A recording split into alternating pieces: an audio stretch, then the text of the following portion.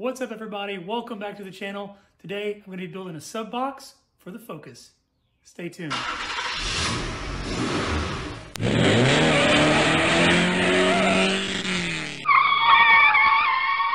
I'm going to be building this box for the hatch of my Focus ST, and I was originally going to do a square box, but after I noticed that these back seats run at an angle, and I've already used my protractor and figured out that this is going to be a 30-degree angle, I'm actually going to line it up flush with those back seats. So I've already got all my measurements out. I'm fixing to head over to my buddy Travis's house, get these things cut out, and then I will come back and get this thing built. Oh, there he is! The master craftsman himself!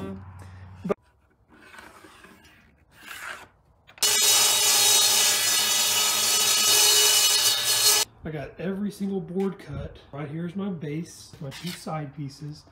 This is actually going to be my back piece. Cut at a 30-degree angle. This side is also cut at a 30-degree angle. This is going to be my front piece. It's actually the piece that the subwoofer is going to mount to. And then the last piece is going to be the top. So with this piece, because we're doing the back at a 30-degree angle, at the bottom of the top, I had to do one more 30-degree angle to create a full 90-degree. That way it actually creates a box. I have my two side pieces, my caulking gun with liquid nail. So I'm going to put it on the bottom of our side piece first, and then I will actually attach it to the base.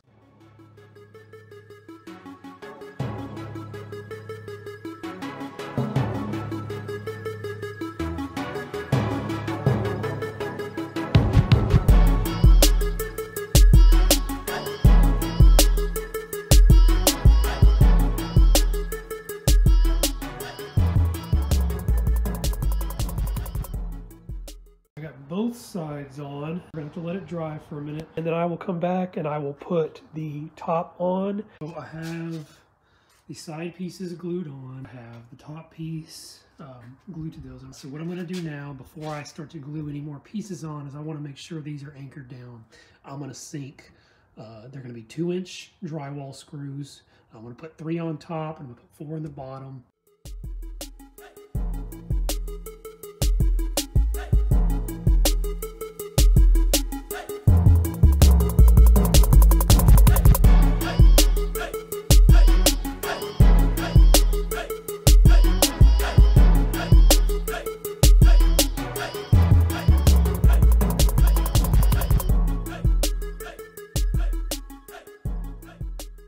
The bottom side, or the top actually, and then I flipped it over, so now I'm doing the bottom. Now we're going to go cut the hole out of the front for the subwoofer. I'm actually going to take this thing into my backyard because I have more light back there, and it got dark on. Maybe we'll drill a hole in, and then we will get our jigsaw and cut this out.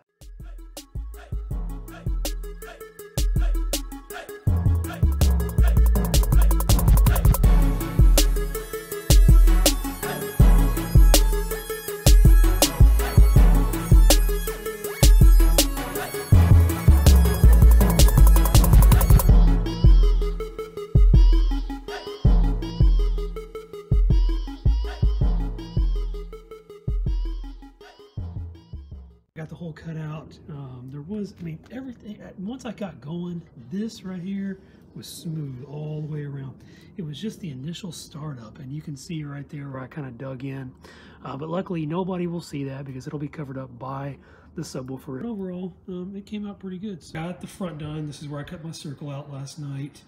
I drilled all my holes, and I've got all my screws in there. What I'm going to do next is silicone this thing, so I will show you that. I want this thing to be completely airtight. I don't want any leaks.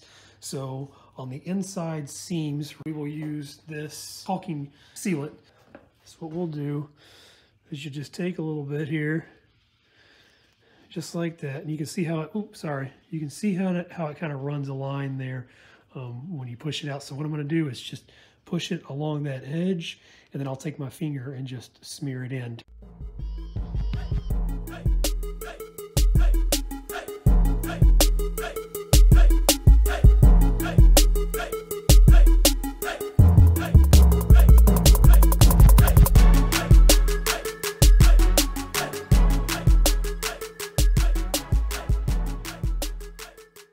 So I'm going to go ahead and finish getting the rest of this on, and then I will show you what it looks like when I'm done. I'm all finished. So I'm gonna go cut the hole out for the back piece, because that's where my terminals are going to be for the speaker wires to actually hook up to. And then I will, after I get that cut, I'm going to come glue that piece on.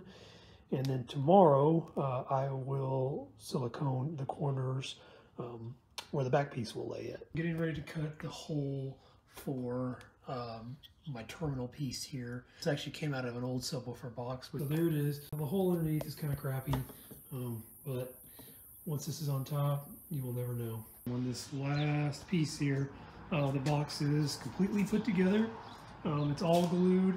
The only thing I have to do now is put the screws in on this back piece. It's the final board. Then I'm gonna have to flip it over and silicone the inside of it. The box is completely built. The only thing I gotta do now is paint it. I took some of the scrap fiberboard that I had left over, and I'm going to use this as a stand to paint on. You can see it sits up off, it's perfect. You can see that just fits straight up in those holes, or straight up in that subwoofer hole. So I'm going to go grab our bed liner and start painting.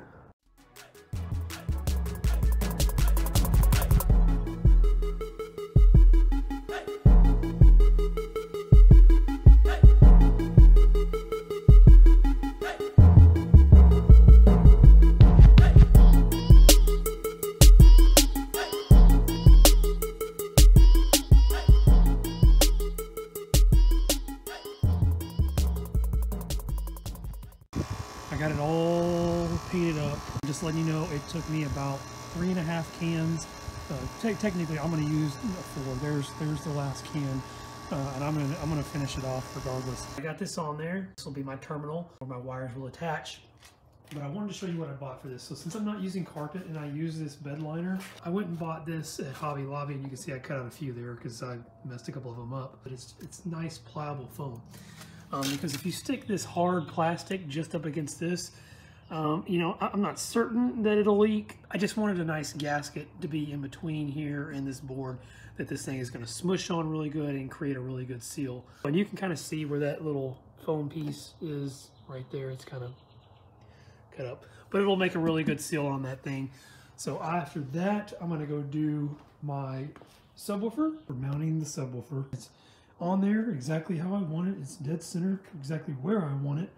So what I'm doing now is I'm taking my drill and I'm just popping little holes in each one, and then I'm going to pull the subwoofer out, and then I will actually drill the holes all the way in.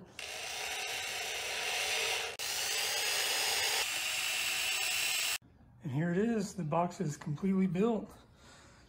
The only thing I got to do is wire it up now. So we're getting the subwoofer wired up.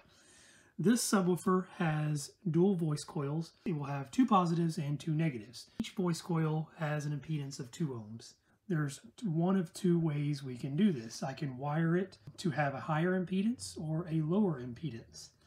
And so I'm going to explain that really quick as best that I can. My amp, the amp that we're going to be using, is rated at 1 ohm. So what I'm going to show you here is I'm going to take this down to 1 ohm. And so what we're going to do that is wire it parallel. So we have, here's a positive, here's a positive, here's a negative, and there's a negative on the other side. We've got one positive, and it's going to be connected to our other positive.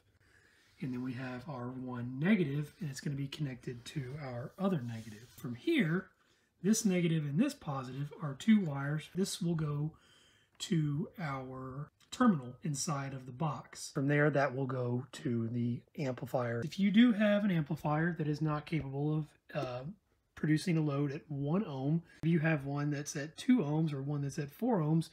So the easiest way that I can explain this is that anytime you connect a positive to another positive, you cut the impedance in half. Since this is a 2 ohm and this one over here is a 2 ohm, since we wired them parallel, it's going to cut that in half to 1. We could actually do positive to a negative, this positive to another negative, and you could run an extra wire off of a positive and the other negative to the amplifier. That will actually double your impedance.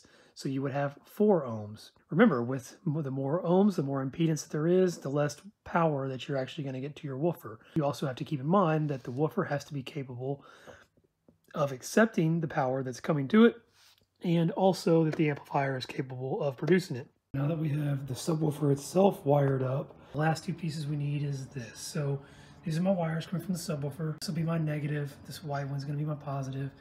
And then they will connect onto those little terminals in the back right there. And there it is. The box is completely built. Hope you guys enjoy the video, and I will catch you next time.